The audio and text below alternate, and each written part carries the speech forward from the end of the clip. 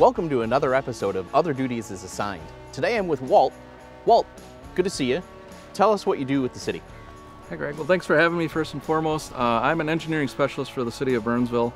I have three major tasks that I do for the city: right-of-way management, traffic control, and erosion control. All right, sounds like an exciting job. Today we're here to talk about right-of-way management though, which has kind of been a busy time here in Burnsville. Tell me a little bit more about what right-of-way is and what people might want to know about it. Specifically, it's public land that's dedicated to the cities to install streets, public utilities such as water, sanitary sewer, and storm sewer.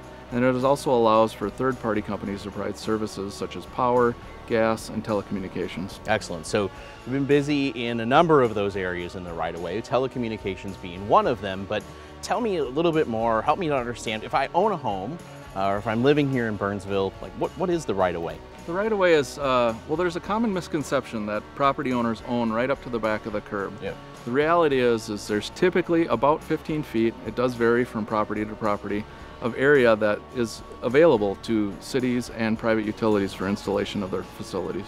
Makes sense. So if someone's doing work in the right-of-way, whether it be the city or a private contractor, usually we see a bunch of different colorful flags and markings on the ground. What do those colors and those flags mean? Yeah, anybody who's doing any work on any property, including your own property, you're required to call a Gopher State 1 call. Yep. What happens then is companies come out and do markings of their facilities that are located there. So red is typically power, yellow is gas, green is sanitary and storm sewer, blue is water, and then the white that you will see are actually proposed routes for new installations. Makes sense. So that's where they might be putting things, right? Yep. So if a resident sees those flags or has received notice from a contractor that something's going to happen in their right-of-way, what should they expect next? What you'll see is workers coming in. They may set up, depending on how they install the facilities in the right-of-way.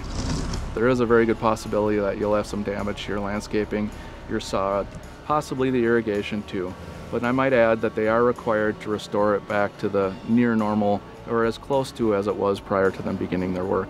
That makes sense, and certainly an important part of the project. And as we've seen here today, the contractor's doing a pretty good job, right? Dirt that's been dug up is on tarps, and really They try to respect the landscape and the turf as much as they can.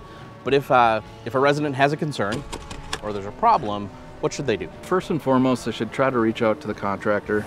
If they did a good job of communicating and you have some contact information, reach out to them. Yep. If you're not getting anything, reach out to City Hall. We can definitely work on your behalf to get things remedied. Well, Walt, I really appreciate it. Our residents, our property owners are in really good hands with you helping them out in the right-of-way and the other things that you do here for the city, and appreciate you taking the time. All right, thanks. Have a good one. Thanks.